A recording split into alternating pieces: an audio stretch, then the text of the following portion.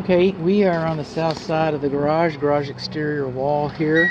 And this is the main service disconnect. This is L1 and L2. They should have protective, non-conductive booties on them, and they kind of do. They didn't put them on real good.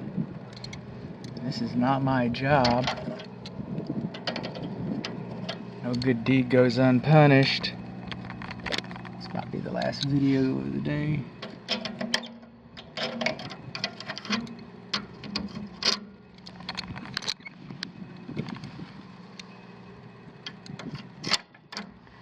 Huh, how about that? So they're protected. Our neutral's wrapped. This is all good. What I'm not seeing in here is the bonding location is not labeled inside of here. What I'm not seeing in here is that a whole house surge protector.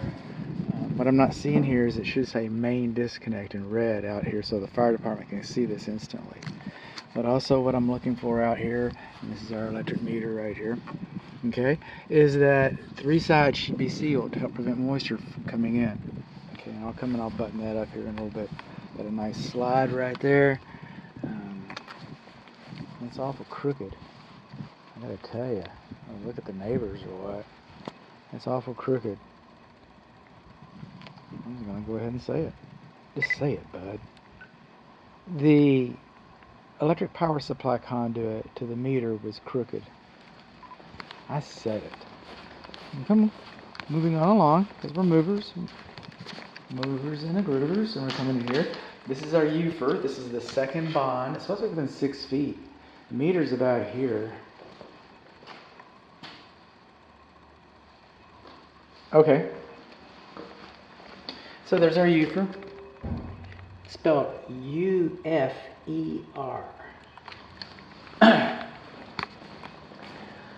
You know, along EV charger. I haven't tested it for power yet. I will though.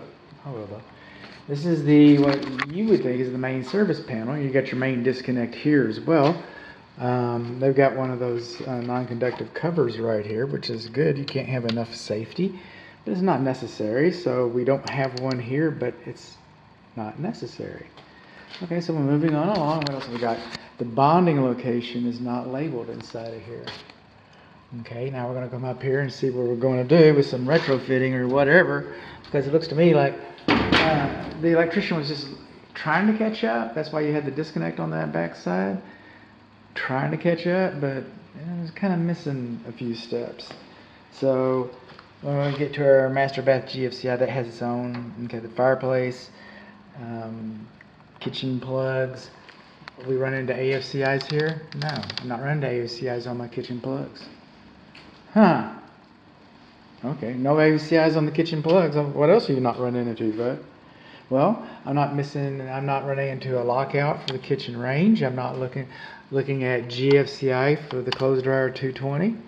I understand the kitchen range is also supposed to be GFCI protected now.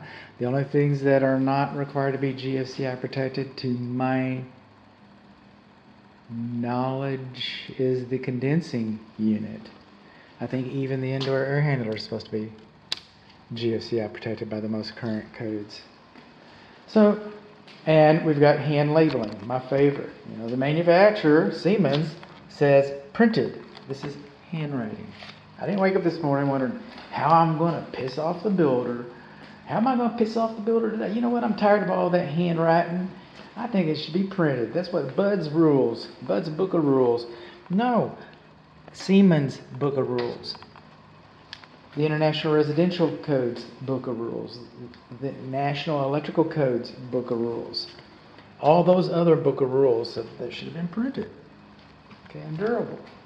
So what do we learn? Our meter should be sealed on the back side, and we don't know where our bonding is located. The bonding is actually the UFER, but it should say bonding UFER, garage, wall, should say something. I said, well, any electrician can figure that out. If a home inspector can figure it out, surely an electrician can figure it out. But I don't know if there's going to be a big box here, a big table here, a big shop, a big, we don't know what's going to be in here. So the electrician, at least he can read this, and he's got some kind of a clue on where to start. So, meter is not sealed, bonding location is not labeled. Data plate is handwritten.